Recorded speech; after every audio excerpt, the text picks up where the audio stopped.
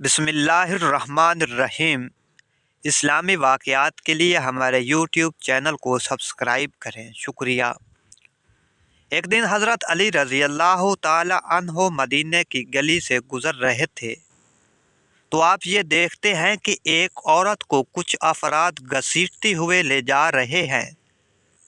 وہ عورت خوف سے کانپ رہی تھی اور مرد حضرات اسے گھسیٹتے ہوئے لے جا رہے تھے۔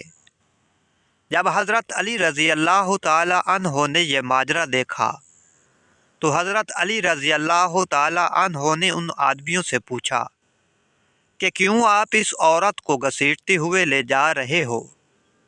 تو ان لوگوں نے کہا کہ اس عورت نے بدکاری کی ہے، زنا کیا ہے۔ تو حضرت عمر بن خطاب رضی اللہ تعالی عنہ نے حکم دیا ہے کہ اس عورت کو سنسار کر دیا جائے۔ تو جب حضرت علی رضی اللہ تعالی عنہ نے ان لوگوں کی بات سنی تو آپ رضی اللہ تعالی عنہ نے اس عورت کو ان لوگوں کے ہاتھوں سے چھڑایا اور پھر کہا کہ چلے جاؤ اب یہاں سے۔ وہ لوگ چلے گئے اور پھر حضرت عمر بن خطاب رضی اللہ تعالی عنہ کے پاس گئے اور انہیں بتایا کہ آپ رضی اللہ تعالی عنہ نے جس عورت کو ہمیں سنسار کرنے کے لیے بھیجا تھا وہ حضرت علی رضی اللہ تعالی عنہ نے کام روک دیا ہے اور وہ عورت ہم سے چھڑا لی ہے اور ہمیں ڈانٹا بھی ہے اور بھاگ جانے کو کہا ہے۔ یہاں پر بات سمجھنے والی ہے لوگوں کہ حضرت عمر بن خطاب رضی اللہ تعالی عنہ کی نظروں میں ان کی جو جگہ ہے، یہاں سے یہ بات واضح ہوتی ہے۔ تو حضرت عمر بن خطاب رضی اللہ تعالی عنہ نے فرمایا کہ اے لوگوں کہ حضرت علی رضی اللہ تعالی عنہ کو کسی بات کی خبر معلوم ہوگی جس کی وجہ سے انہوں نے یہ کام کیا ہے، جس سے ہم لوگ بے خبر ہیں۔ وہ جانتے تھے کہ حضرت علی رضی اللہ تعالی عنہ کا مقام کیا ہے۔ وہ جانتے تھے کہ حضرت علی رضی اللہ تعالی عنہ نے یہ کام کسی وجہ سے ہی کیا ہوگا، اس کی کوئی وجہ ضرور ہوگی۔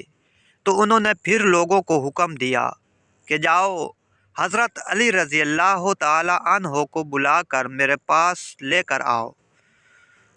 تو لوگ جب حضرت علی رضی اللہ تعالی عنہ کے پاس گئے تو انہیں جا کر کہا کہ عمر بن خطاب رضی اللہ تعالی عنہ نے آپ کو اپنے پاس بلایا ہے۔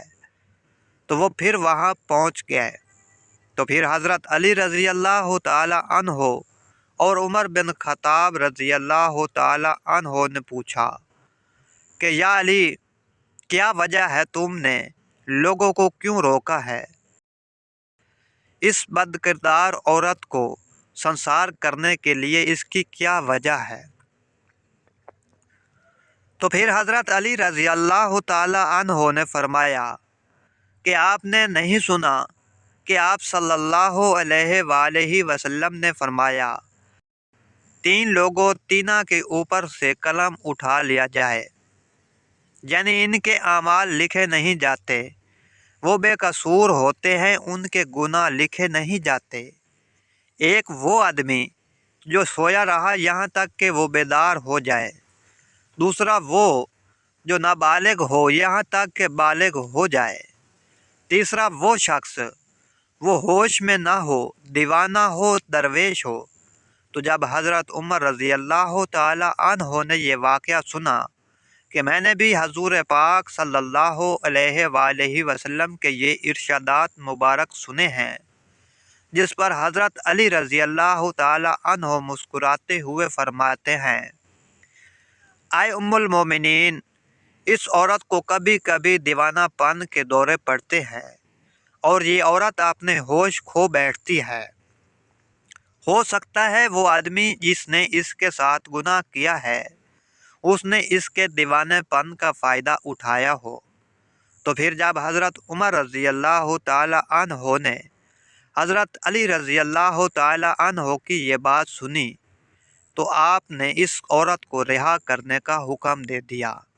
اللہ پاک سے دعا ہے ہمیں نیک اور صالح عمل کرنے کی توفیق عطا فرمائے۔